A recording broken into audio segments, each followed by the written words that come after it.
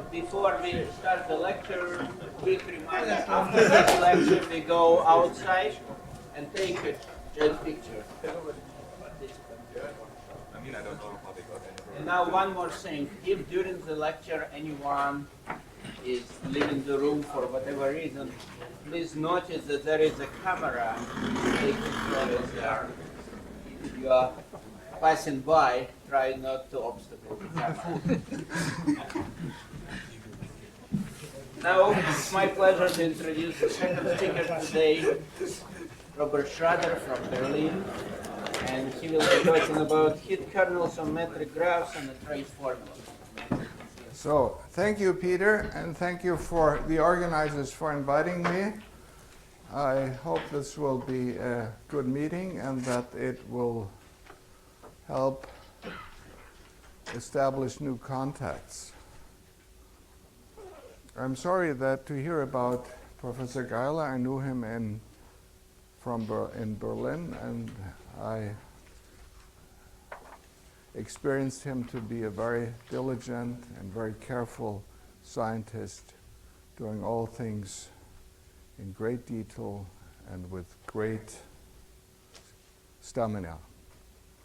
I'm also, unfortunately, Smilansky will not be here. I had hoped to be able to talk to him, but I hope I will see him later. So the work I'm going to talk about is joint work with Jürgen Potthoff and with Vadim Kostrykin.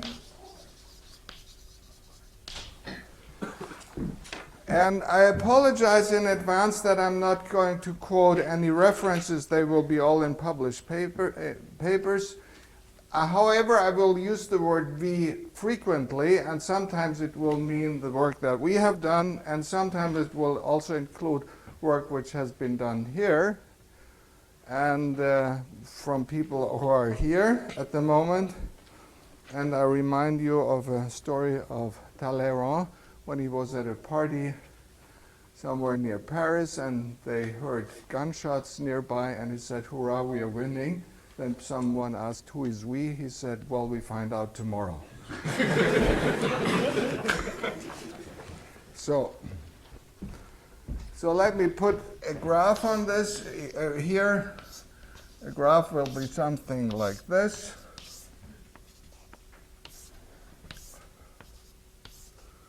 So it will consist of external lines. That's what I will discuss. It will consist of internal lines, AI, of length I, and it will consist of vertices. So there are several ways of telling what you're doing. Well, you just take a bunch of half-lines and you take a bunch of half-lines. That means they're going to infinity somewhere. And you take a set of intervals and then you glue them together at certain endpoints of the interval. So that's one, abstractly, that's one way of saying what you're doing. The other way is saying that you have a stratified space, a simple one. So that puts it into a mathematical context where some of the questions I will ask today could be asked there too. And another way is calling this a piecewise linear space, PL space, a one-dimensional PL space.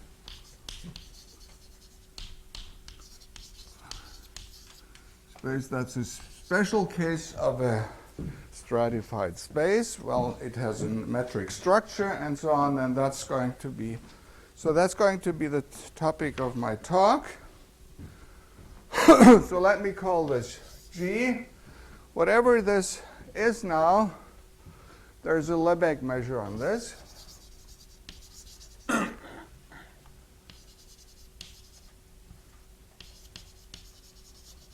There's a Lebesgue measure, so that it makes sense to talk about LCP functions on this space.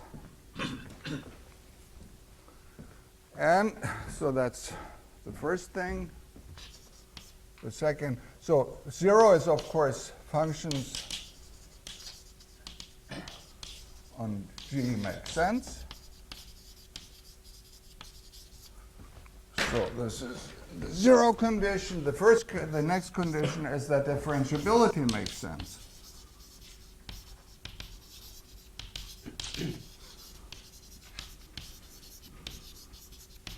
Away from the vertices.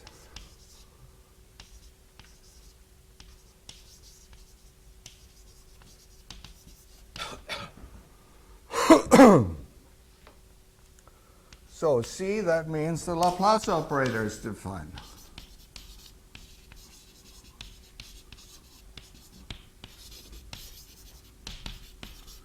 It's defined, and it makes sense to say that a function is smooth away from the vertices. So you have a formal Laplace operator. I just call it minus Laplacian, minus, so we talk about this operator. So there is a quantum theory now that you could look at. Namely, you take the Hilbert space, L2 of G, you can call the Hilbert space. So that's the wave. We speak of wave functions, which are square integrable on this space, so that you can start quantum mechanics. And once you have looked at this operator, which I will do, and recall something that Bolte talked about the previous talk, give some quantum mechanical motivation for this. Once you have specified this operator a little bit more closely, you have a Schrödinger operator on this. So, so the question is self-adjointness in general in order to have dynamics. But there's another thing that is, so to say, occupying us at the moment, and not only we is the we that I spoke about a moment ago. So the aim is, first, study, construct, and study the heat kernel. So this is exponent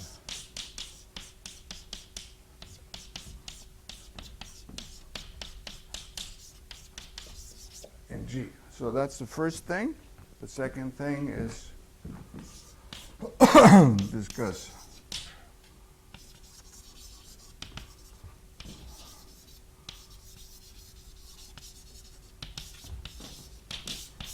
discuss the resulting diffusion. So the question is, it's a physical question, if there's something that you could call a diffusion on this. Think of this, that you have, that this is a set of wires. I forgot to say this. This is an idealized version of something which is in physics, of course, and in reality should be a little bit thicker.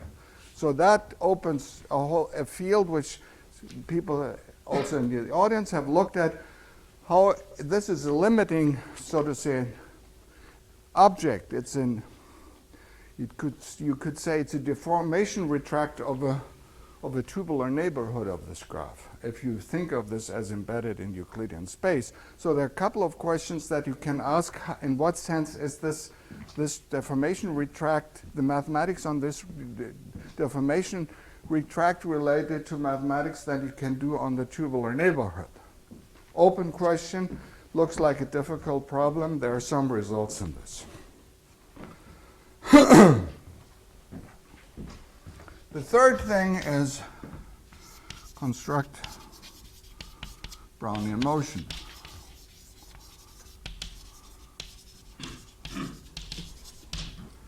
Well, when I was at the ETH about 40 years ago, we studied a small booklet by Dinkin, in German translation by Dinkin and Juszkiewicz. I think people in the audience should know this.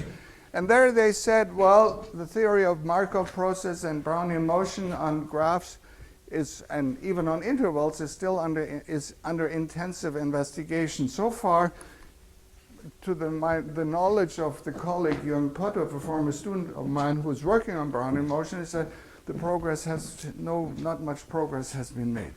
So that's one of the open questions that I think should be addressed.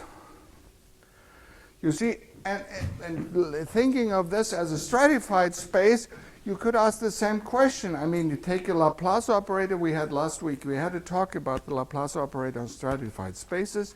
You can think about the heat kernel, and you can think about diffusion on stratified spaces. That could lead to interesting problems, which possible applications in physics.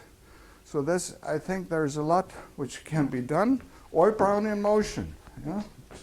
Heat conductance and all these stuff.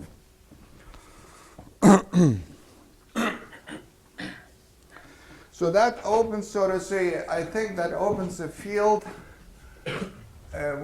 where things could be done.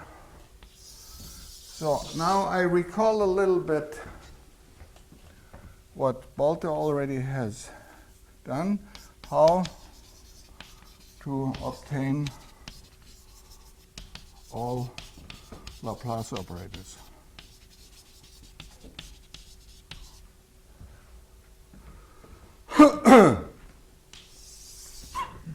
So there is another picture which one should think of and always keep in mind. If you have given this graph, look at the graph that you obtain by just taking disjoint unions. So you take lines, E and E, the same lines, so to say, and you take the same intervals, but disjoint, or length I. So I and E.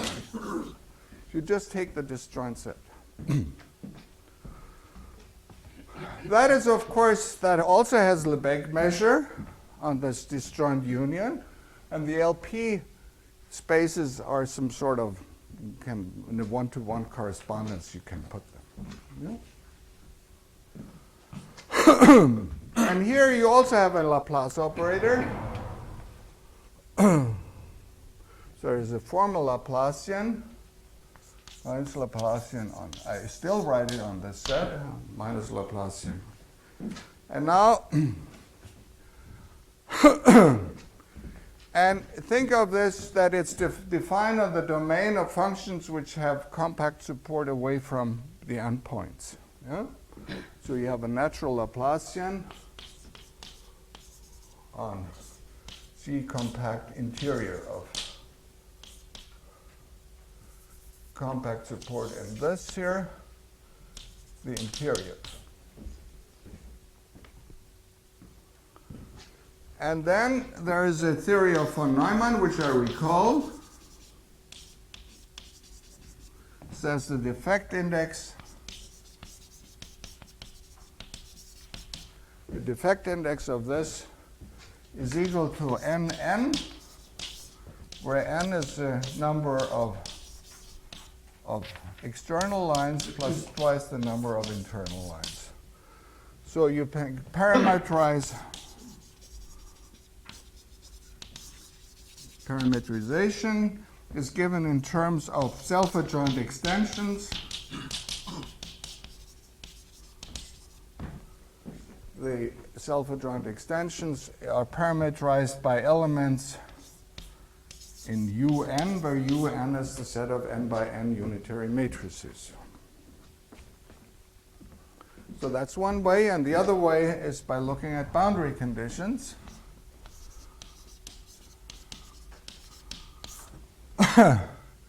So for a function psi on this graph G hat, we take, whenever it exists, to be the boundary values.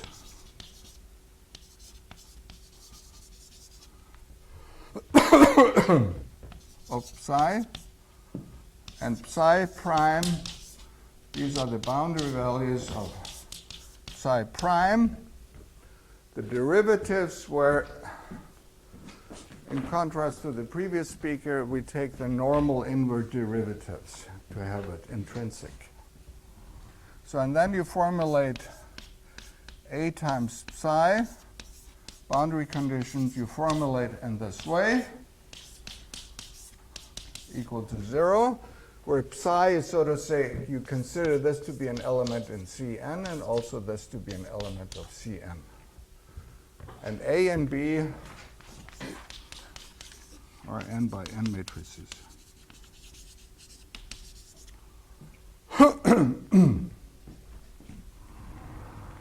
So this is a generalization. Let me just remind you of something which is familiar to you, but that you just see what it is. It's a matrix generalization.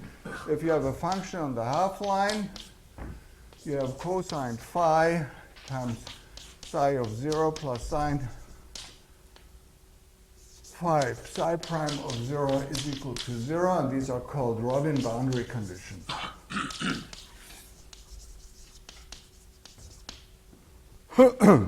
So phi parameterizes the boundary condition. So there you see you have there's the defect index is 1, 1. Yeah, and so the self-adjoint extensions are parameterized by this phi, that each such gives a self-adjoint extension with this boundary conditions. So, and the conditions are self-adjointness conditions are A, B, if you put them next to each other, has maximal rank.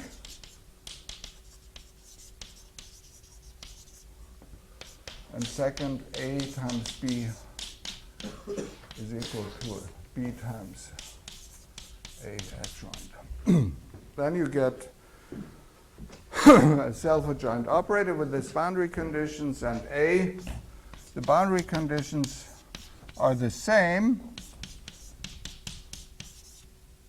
Let me put this equivalent if and only if A is equal to C times A prime, B prime is equal to C times B. So this gives all self-adjoint operators, and and there's another thing that Kostrikin will talk about. You will obtain other operators, accretive operators and so on, by imposing other conditions. So he will talk about this. So they are not self-adjoint, but they have other properties. So I should say a little bit about this. Is the condition that Kostrikin and I formulated in this context, but it's basically well known. Basically means there's a much more general context where this pops up and has to do something with symplectic emission geometry.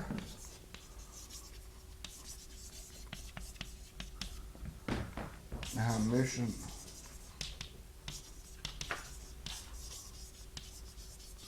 and there is a reference in one of our papers where this can be found. Yeah?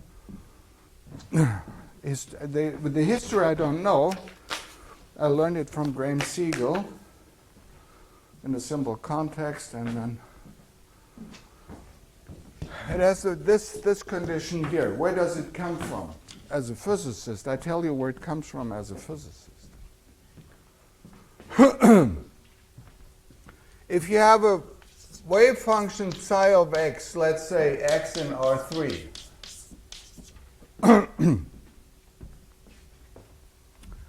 then there is a Born interpretation that rho of x is the probability of finding times an infinitesimal volume element is the probability of finding the quantum particle described by this in this area. This is Born interpretation.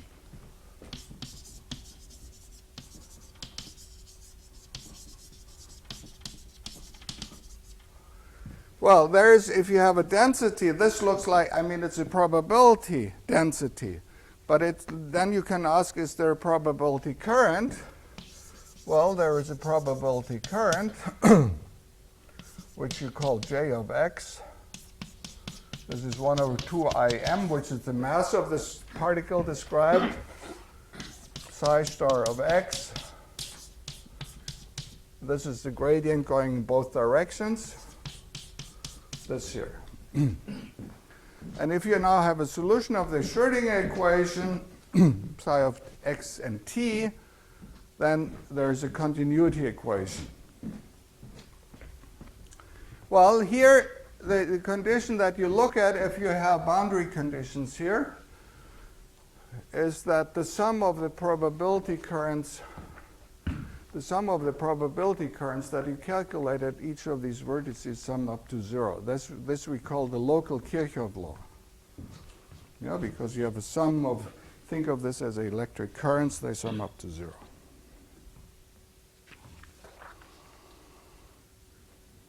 So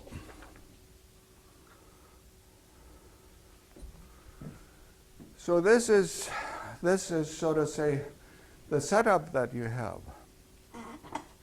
Once you look at it in this way, you have to look at this now. As a physicist, you look at it this way. You think of somewhere when you want to do scattering theory. You think of somewhere that a wave packet comes in and moves according to this one of these Schrödinger operators. It moves into this thing. Then each of these vertices you have to view as a beam splitter.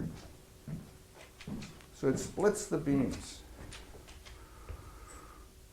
And that has a result in interpretation in terms of the S matrix when you calculate the S matrix, which you can do.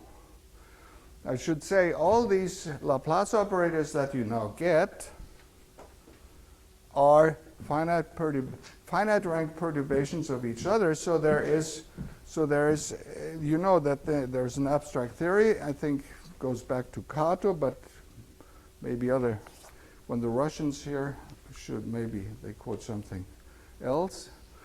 But and the reference Laplace operators that you take Dirichlet boundary conditions at these endpoints of the line. No, Neumann boundary conditions at the endpoint of the lines.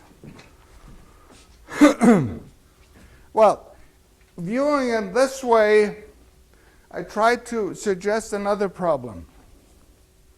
And I don't know how to treat it, but I know that people have looked at it in special cases. It has something to do with integrable systems. So think of this, that you have some sort of, on this half line, you know that on the line you have solutions of, let's say, in a nonlinear Schrödinger equation, which are solitary waves. And you can describe them very cleverly. Yeah? So you think of this, that you have a solitary wave coming in here from somewhere. What happens at the vertex? Is there something like a split of the solitary wave, that there is a solitary wave going back again, and they are split up into several solitary waves, or do you just get a mess? So that's an interesting question. Can you characterize those boundary conditions which are interesting? Well, I don't know the answer, the general answer. That would be interesting. I think you would have to do computer experiments to first see this. Why is this interesting? Well, think of this, again in the spirit of before, that these are optical fibers. Yeah? Think of this as being optical fibers. And you have a signal coming in, and you want to split up the signal. You want to give the signal, send it to two people. Yeah? You want to split it up. Think of this, that you send in this solitary wave, and then you split it up, and so you have two people receiving this information.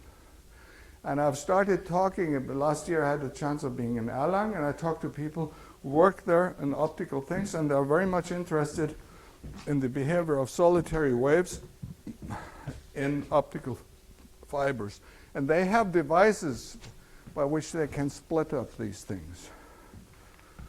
But so far, there's little work being done. There's something on the line where you have some sort of a delta potential. But that's a special, delta potential is a special case of this, where they have studied this. And there's a paper by Corrigan, but it predates. There are other people who have looked at this, but Corrigan has looked at this. And there are situations, I think, as far as I can recall, where the solitary wave some sort of survives with a certain delay, which we understand from quantum mechanics too. The delta potential causes a certain delay of the wave packet, which can be calculated, and it has something to do with the derivative, the time delay, the quantum mechanical time delay, something to do with the derivative of the S matrix that was used in the previous talk. So I think this is something that should be studied. Yeah? So this has something to do with the symplectic theory. So there's such a boundary condition AB. Let me continue here. Defines a maximal isotropic subspace in C2n. Maximal isotropic subspace means that it has dimension. This is a linear space which has dimension 2n, and the symplectic form of two vectors is simply sum over I from 1 to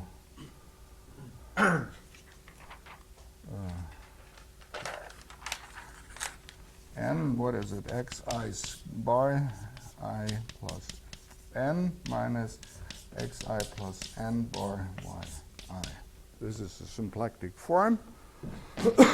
So it's just like Lagrangian subspaces, only but with the simple Hermitian structure.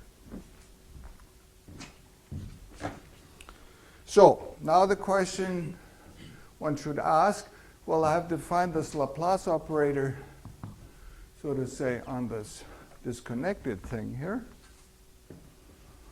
The question is, where is the graph? Well, you can prove this that these boundary conditions, or this maximal isotropic subspace, defines the graph by making a decomposition of the matrices defining this.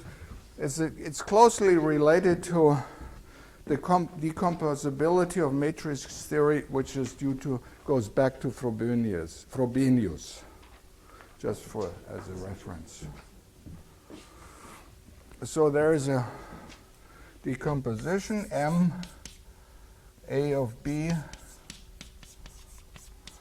is a direct sum over maximal isotropic subspaces with matrices in this form. So there's a graph. It intuitively tells you which boundary, it tells you which boundary values are related via such an equality. So that makes it a local, so you then have local boundary condition. That's the way of identifying this. And of course, you could identify all endpoints of this, but the point is that there is a minimal graph, a unique minimal graph, such that the boundary conditions are local. That means the values, it only relates the values of the functions here and their derivatives at this vertex.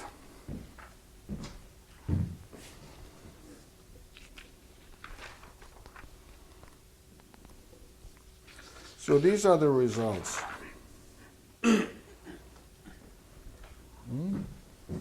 So did I put some of the results here?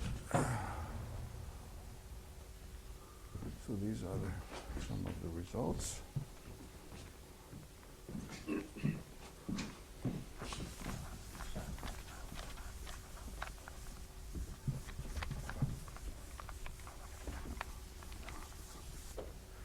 So what is the general strategy that you do now? So you have Laplacian minus Laplacian gives self-adjoint extensions, which I call minus Laplace m. Well, it depends also on the set of lengths, but that I drop out. And different m's give different m's give different self-adjoint extensions. Yeah? So it has something to do with von Neumann's theory, and there's a result that Arnold proved 2-3 years ago, and Harme proved it independently, and Kostrikin and I proved it independently. With this discussion, you can prove, with this setup, you can prove that the set of maximal, the space of maximal isotropic subspaces, I mean it's some sort of a Grassmannian manifold, is isomorphic to UN, where this UN is the UN I wrote up before. Yeah?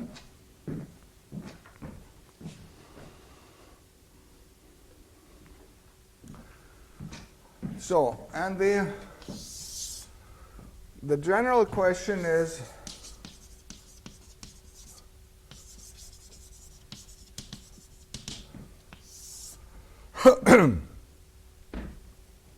properties, which properties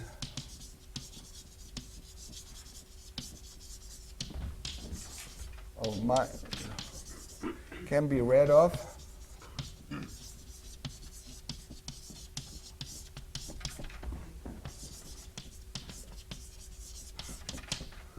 yeah? So this is the question. The question is, you must characterize properties of this Laplacian must be related, must be, you should be able to read off, you should be able to read off from M. Yeah? So one thing is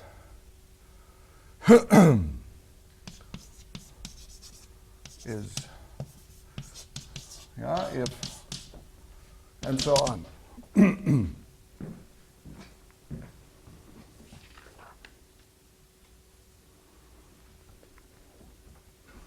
For example, that they are bounded, all are bounded below, that these are all bounded below is of course trivial since they are finite rank perturbations of each other. So that's trivial, and the absolutely continuous spectrum, if they have infinite ends, remains unchanged. So that's the positive interval, real interval with the multiplicities. What can happen is that you can have bound states in the continuum. And they have the properties that the wave functions have compact support. And that's a surprising, I mean, this is in contradistinction to usual case when you deal with elliptic operators. Elliptic operators, if you have an elliptic operator and self-adjoint operator which is elliptic, then the eigenfunctions do not have compact support. But here they can have compact support, and they can be embedded in the continuum. Or they are compact, yeah? So,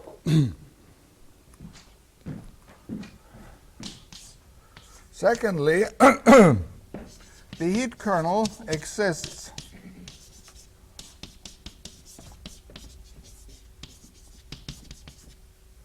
now. You can think of the heat kernel as a heat kernel. That's nicer to think of this on this graph here, yeah? As a function on this graph here. Exist is smooth.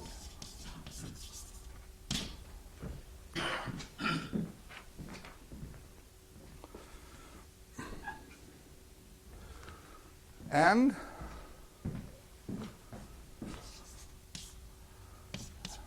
there are sufficient conditions on M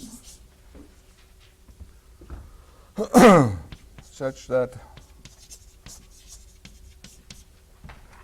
exponent T of Laplace mxy is positivity preserving. I mean, as an operator, is positivity preserving. That means that its kernel is non-negative, yeah, for all x and y. So that these m's are candidates for these m's are candidates to construct Brownian motion. And what goes on there? We just have, at the moment, we have a vague feeling of what's going on. whether they all can be used for constructing Brownian motion is therefore open. I just explained it to you. So this picture here using this graph, which is just disconnected, it should explain what goes on. So assume you have a Brownian particle starting here. As long as and usually we know that Brownian paths are continuous. So what I'm saying makes sense. So you start with with probability 1, yeah? You start with the Brownian path somewhere in some of these intervals, and you look until it hits one of the endpoints. Then what happens? Well, that's not quite clear, but the intuition is that with some probability, most of the time it will just be reflected. This is understood, how one does Brownian motion on a half line. So that's in principle understood. But it should, with some certain probability, jump to the other point, to which is, if these 2 points are identified to form this graph given by the boundary condition, it should, with a certain probability, jump to this point, and then it should start walking until it again comes back, and then with a certain probability it will again jump. Whether it will maybe it will also stay a certain time here. This is what we're working out. I just recall, when you have a Brownian motion on an interval with Dirichlet boundary condition, once the particle hits the boundary, it's dead. It's stopped. Yeah? If it's Neumann boundary condition, it's just reflected. It's just as if you take the the Brownian motion on the whole line, and you just reflect it. So that's the principle for Neumann boundary condition.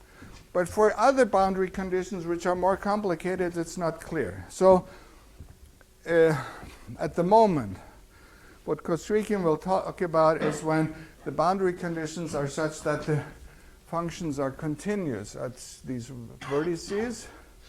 Then Kostrykin will talk about the give some preliminary results on the resulting Feller processes. So that's I think that's an interesting topic that should be studied and could open up some sort of both these things. Scattering of what happens to solitary waves, once you have this, and what happens to Brownian motion.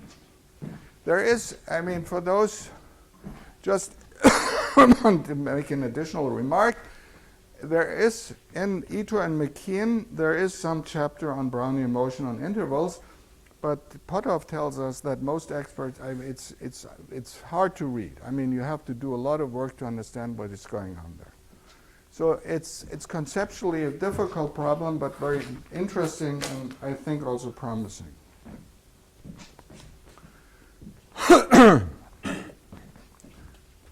So, and then I will talk about a result that we have obtained, and it's related, it has something to do, there are precursors to this and different aspects. Smilansky has also worked on this.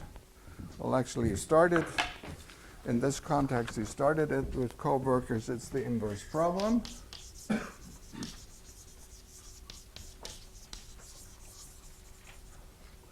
So to this Laplacian now, on this graph, you can associate an S matrix, which depends on the K that Bolte was mentioning. It's the S matrix for this whole graph. So this also depends, and I have to say it also depends on the length here. That will be important.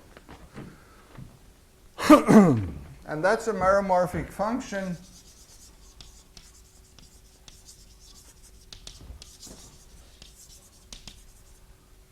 Function in K with poles, and it's unitary for all k larger than 0. And it's the S matrix. It's and it's in values, with values, I should say, in the n by n matrices. Because m by m, I have to say m. I apologize. This is m. M is the number of external lines. So what is it? Well, it's a scattering. It's a scattering. So it's a scattering. You think of this one particle coming in, a wave packet coming in and being scattered. And the diagonal parts of this matrix are reflection amplitudes, and the off-diagonal parts are the transmission amplitudes.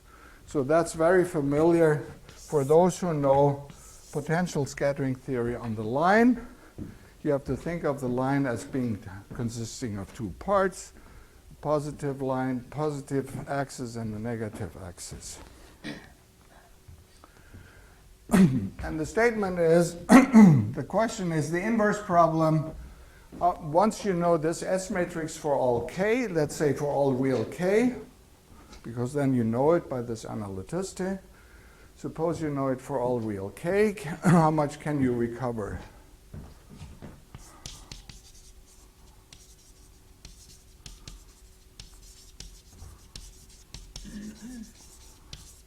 Well, the answer is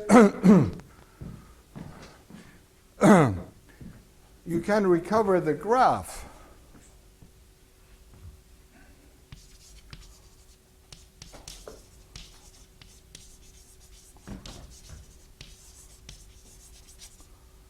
Graph including the set of lengths that are in there, provided they are independent over the rationals. So, or if you take sum over integers, has only solution mi equals 0. Now that means independent over the rationals.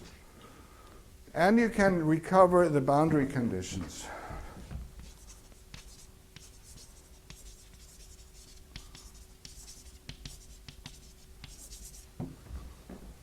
Generically. That means for almost all boundary conditions. That makes, you can give a meaning to this. So that's the result that you can, we could prove. Now there's another result that we have, and people always ask us, what does it mean? We have a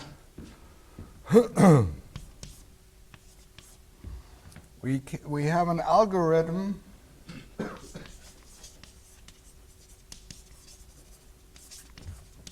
for solving the traveling salesman problem.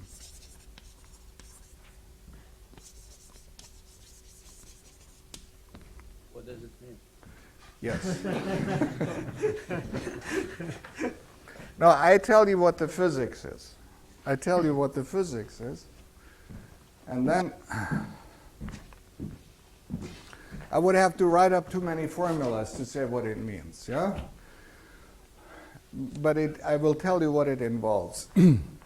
So think of this quantum mechanically. You will understand why the S matrix, there's something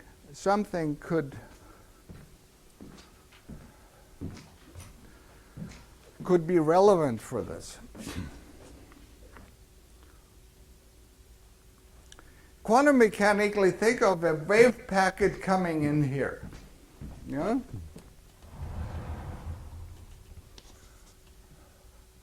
Think of this, and you wave packet coming out here. So think of a traveling salesman. Classically, a traveling salesman starting his trip here, and he wants to come out here. Yeah? That's not a traveling salesman problem, but it's related. I mean, he looks at the trips. Well, quantum mechanically, in quantum theory, that's the interesting thing. The wave packet can do whatever it wants to do unless it's very, very strictly forbidden, unless there is an infinite barrier. It can always tunnel through. So what will the wave packet do? Well, I should explain this a little bit more closely. So the wave packet will propagate here through until it ends up here, but only part of the wave packet. That is measured by the S matrix. And what will it do? Well, there is a coherent sum. You can write the S matrix. That's the first formula. You can write the S matrix as coming from contributions from all walks. Yeah? A walk means you go from here to the next thing, and then you go maybe 100,000 times around here, and you go up here. And each walk, sum of all walks, there's a contribution from each walk. And the contribution comes, so S, I write it formally, is the sum over walks, e to the I, k times the length of the walk, times a certain factor, which has to do with the S matrices that you see here on the way. Yeah?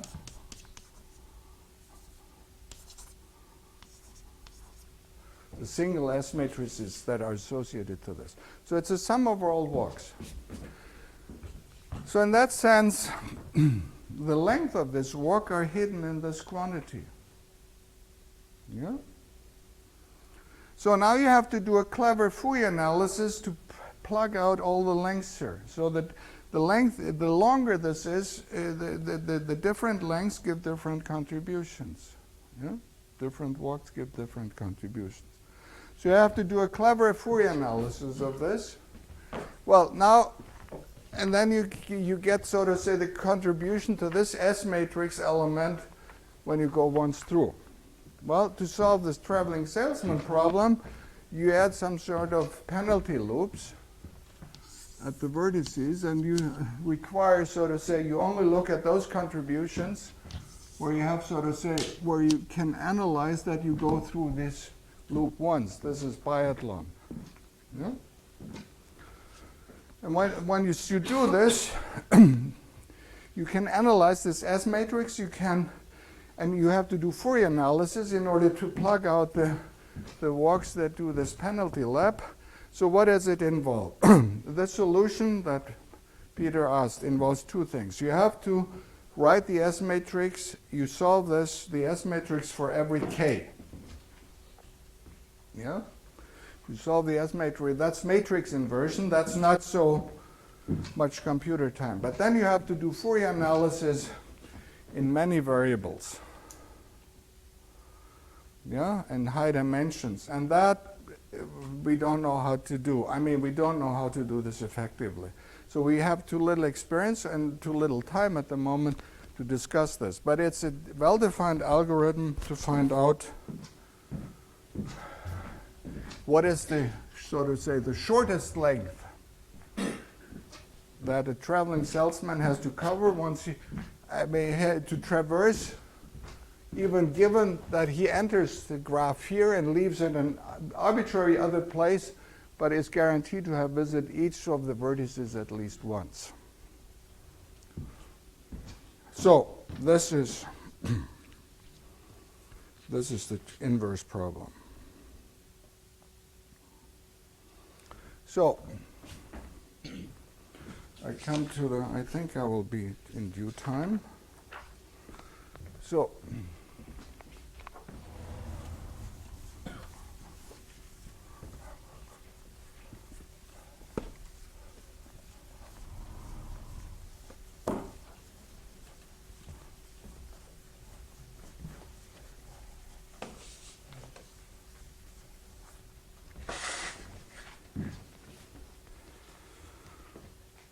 So the heat kernel in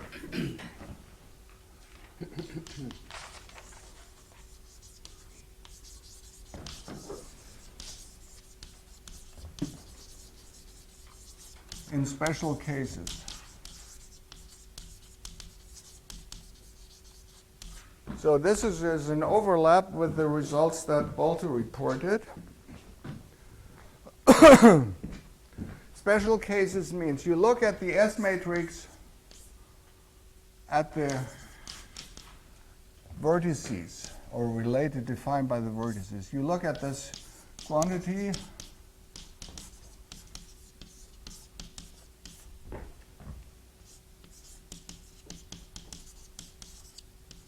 which enters, which plays a great role in the calculation, and this is K independence.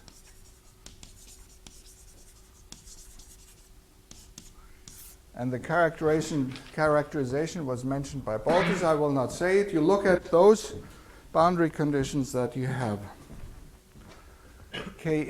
That this function, the meromorphic matrix-valued function, is K independent. So there's a complete characterization. And then the heat kernel for such M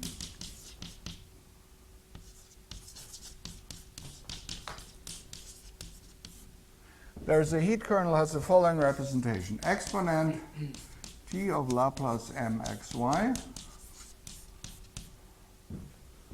is the following sum. And it, so to say, it reflects what I said about the S matrix. It's a sum over all walks, W from X to Y. This is a weight factor, which I will explain, times GT of the length of the walk. So this G is the thing that always occurs in Brownian motion. That's, so to say, the standard function. This is 1 over square root of 4 pi t times exponent minus x squared over 4t. And the walk, absolute value, is the length of the walk that I already mentioned. Yeah? So now I've erased the graph.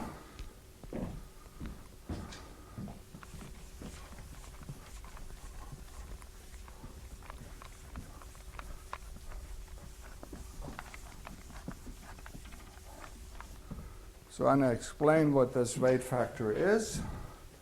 So you have a graph here. Some sort of this thing here. Yeah? And a walk from X to Y, which is a point here, could be you visit a vertex, you go to the end vertex, either X and Y. There's one walk. If X and Y lie on the same line, you just take the connecting thing. That's the trivial walk. Yeah? And then you visit a vertex, and you can go around. You go from one vertex to the next until you somehow end up in Y. Well, you could, of course, continue past Y and then return back again. That's also allowed. So it's a contribution from this, and this I should write here. And Wm of the walk is the product over all vertices that you visit. Let me call here a vertex. And then the S matrix at this vertex. And I write it like this now, JV IV. You take the matrix elements of this here, where this is the entry line, and this is the exit line. Yeah, so these are numbers. These are numbers that you associate to this. And if no vertex is visited, you put it equal to 1. And that's the formula that you have for this thing here. You missed some terms of this formula. What? You missed some terms of this formula. I don't think so. The wild term. No, the wild. No, because I take the trivial walk, the walk when I don't visit any vertex, I take this weight equal to 1. Well, okay, he's not. I wanted to simplify it so that it's more compact. Huh? Sometimes you make a mistake. So, and I can write the trace formula, and I think there should be discussions afterwards how this is related to other trace formulas.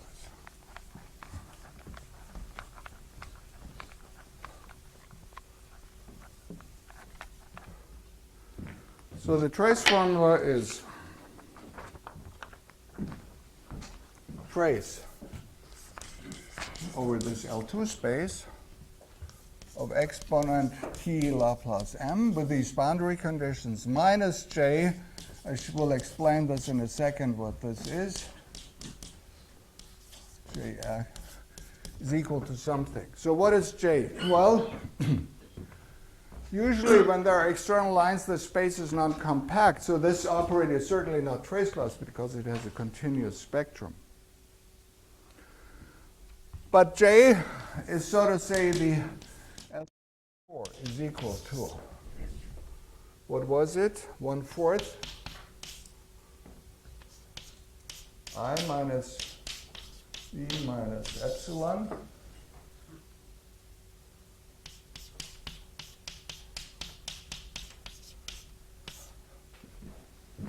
something like this, right? Okay, anyhow, this is for different boundary condition, and this you could this is of course the Euler characteristic of the interior of the graph, and this you can interpret as the relative Euler characteristic.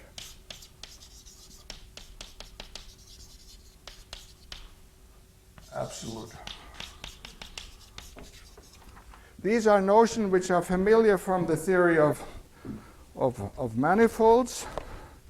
For example, if you have a manifold,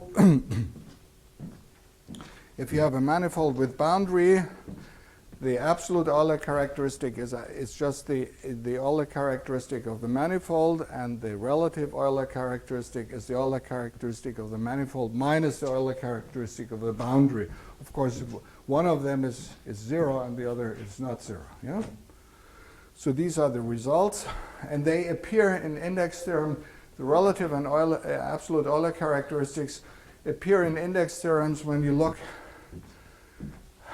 at the set of forms, p forms on a manifold. Yeah? But this would go too far to explain how this is. People could ask me. So I think I'm finished, and I think I was in time.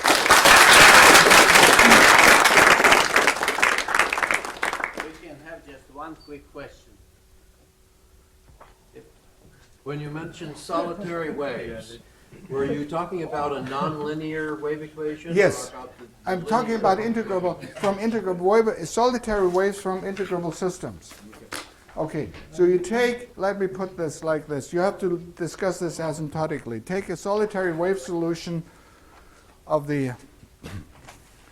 for the nonlinear Schrödinger equation. Take such a solution and put the center very far out. Yeah? And start it there. Then you have to cut it off.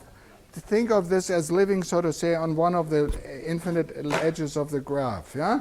And cut it off where it, so to say, would hit the first vertex. You have to do some sort of cutoff. But it's the solitary, said it differently, the usual solitary waves will have exponential tails, but they are small. You have to do some cutoff.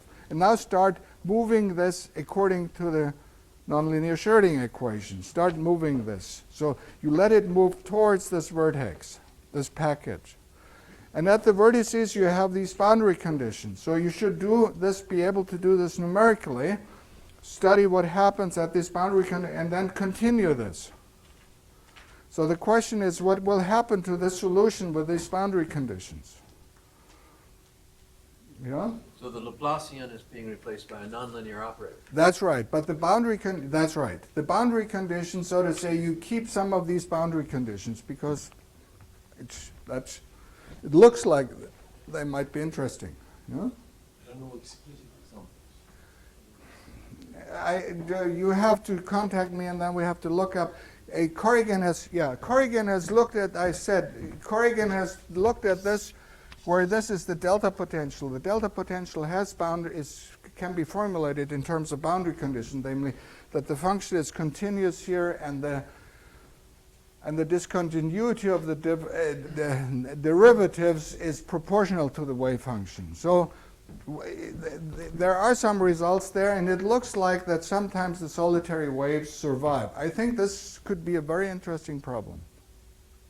I think we have to continue. continue further discussions after the end of the lecture. Let us thank the speaker again.